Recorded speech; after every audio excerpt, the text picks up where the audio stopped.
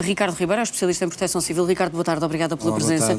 Tarde, vamos olhar para esta conjugação toda, estas três depressões, Ingrid, Josef e agora esta Christine. Porque é que esta sequência produz mais efeitos, ou pelo menos efeitos mais fortes, do que se fosse uma sequência diferente? Porque as três juntas têm um resultado superior, portanto, criam uma sinergia de impacto que é superior à soma das três individuais. Ou seja, os solos progressivamente vão estando saturados, há um aumento elevado dos caudais, nomeadamente nos sistemas de drenagem, que entram em stress, nomeadamente nos centros urbanos. Vimos, por exemplo, o que está a acontecer ainda horas depois, em Leiria, por exemplo, e a probabilidade de inundações, aumento de massas, etc. Ou seja, há um efeito dominó que vai sendo potenciado tempestade a tempestade. Porquê? Porque cada uma que passa vai deixando, para o telespectador perceber, mazelas do ponto de vista das infraestruturas que estão suspensas, painéis publicitários, o stress nos sistemas de drenagem. Portanto, de facto, há um acumular de um número quantitativo elevado de água, um elemento quantitativo elevado de água. Há também um acumular do stress nas instalações que vão ficar instáveis cada vez mais e, portanto, no final, os problemas são potenciados ao longo dos vários dias a que estamos expostos. Obviamente foram 3 tempestades, mas podia ser uma com muito mais tempo. O stress é sempre. Por outro lado, cada uma delas tem aspectos muito específicos que determinaram uma variabilidade das circunstâncias. Enquanto, por exemplo, a primeira se focou essencialmente numa caracterização com muita chuva, a segunda, neste caso, o Josef, com chuva e vento, e a terceira com o aumento potencial da chuva e do vento. E, portanto, este tudo acumulado acabou por saturar, por exemplo, os solos, que hoje se chover hoje à noite, mesmo que seja numa situação de dita normalidade, vai ter consequências ao contrário do que aconteceria se não tivesse acontecido esta sucessão de dias sempre a chover. E falamos aqui um palavrão mais técnico, não é? Ciclogénese explosiva. O que é que isto quer dizer em termos de danos, em termos de preparação, resposta das equipas?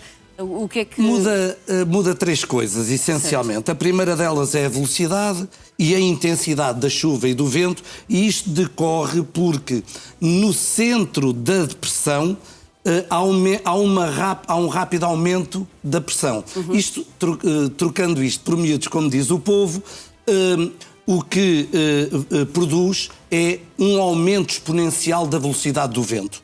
E isto diminui a janela de oportunidade para a intervenção operacional, daí eu estar a dizer que esta ciclogénese aumenta a incerteza operacional, não só por causa dos tempos que estão impactados neste fenómeno, mas também porque a janela de resposta é menor e o aumento significativo do vento de facto é impactante do ponto de vista da segurança das infraestruturas, da condução. E depois acompanhando toda esta circunstância com muita chuva, num período muito curto de tempo, num espaço também curto, o que provoca e promove as cheias rápidas que pouco há a fazer nessa altura. Mesmo por muito preparadas que estejam as pessoas, pouco há a fazer, porque há uma série de fatores que nós não conseguimos controlar, não é? Sem dúvida, porque de alguma forma nós, neste caso, até houve alguma informação, na minha opinião, tanto o IPMA, o Instituto de Meteorologia, e como a ANEPC, a Autoridade de Proteção Civil, trabalharam conjuntamente, fizeram mais de 6 milhões de SMS. A grande questão aqui é o trabalho que se deveria ter feito antes, e nesta circunstância era importante que se trabalhassem medidas mitigadoras e de prevenção. Eu, inclusivamente, deixei... Aqui também não deu grande espaço, não é? Houve esta sucessão de Sim, mas depressões. por isso mesmo tinha que estar preparado antes. Ou seja, nós, por exemplo, temos a Câmara de Oeiras ativou o seu CCOM, o Centro de Coordenação Operacional Municipal. E já o ano passado e em anos anteriores disponibilizou em Algés, e nós estamos lá sempre quando acontecem estas situações, um dispositivo que bloqueia, ou pelo menos mitiga muito, a entrada de águas nas lojas através de um dispositivo colocado. Mas há dispositivos bem mais simples, como, por exemplo, a Câmara do Entroncamento disponibilizou, e que até temos fotografias disso. Ver isso, exatamente.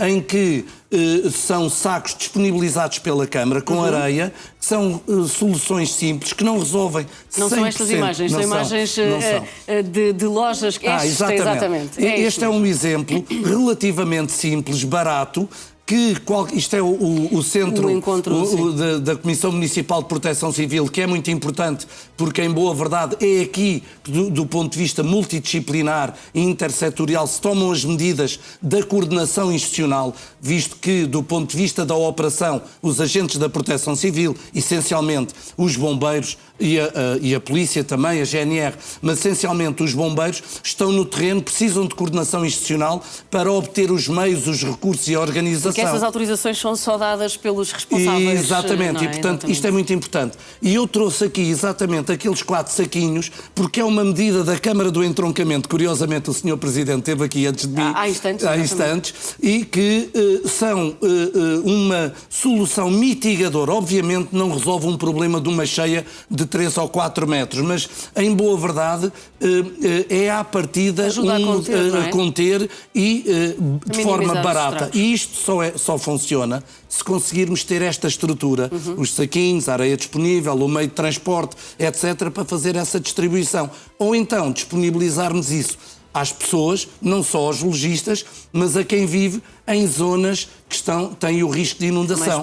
E nessa altura as pessoas têm condições de pelo menos mitigar e minimizar, atenuar o impacto e o dano que esta inundação pode criar. E este é um bom exemplo. E de resto há algumas pessoas que de forma espontânea tomam estas medidas e percebem que são uma boa forma de contenção para... Sem dúvida.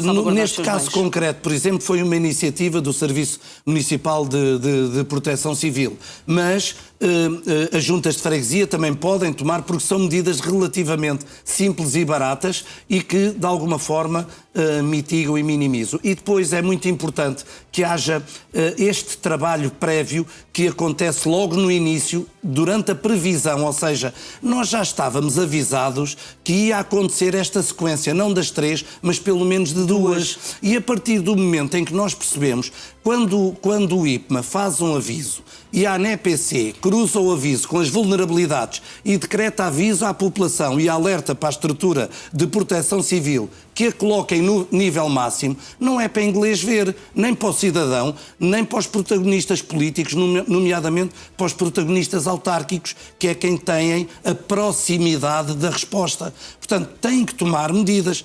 E dizia-me que temos 435 ocorrências no momento, mas há uma particularidade, é que 306 são ocorrências recentes. São, portanto, neste caso já são 431, que está a atualizar-se dinamicamente, das quais 306 são em primeiro despacho, ou seja, são situações que acabaram de ocorrer ou que ocorreram há pouco tempo e que estão a despachar os meios para a resposta operacional. Estão 65 em curso e 9 em resolução e 50 já numa situação de terminar. E, portanto, de conclusão. E, portanto, neste sentido, o que é que era importante nós percebermos?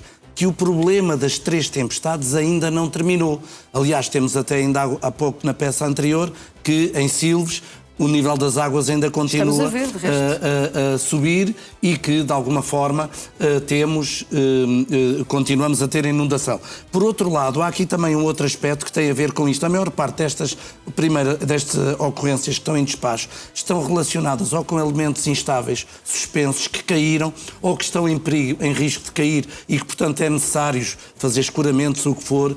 Há o risco, dado que choveu muito, os solos estão muito saturados e, portanto, há o risco de movimento de massas, ou seja, de declives, para o telespectador perceber, terras que estão em declives instáveis que podem vir para a estrada ou assistimos a várias situações dessas, derrocadas de próprios edifícios antigos que têm agora, resistiram às 3 tempestades, mas ficaram numa situação de instabilidade. O que quer dizer que qualquer situação, qualquer pequeno vento, que não precisa de ser 176 km/h, como aconteceu em Montreal. Em boa verdade, temos esta situação que é espelhado no trabalho operacional que vai estar a ser feito.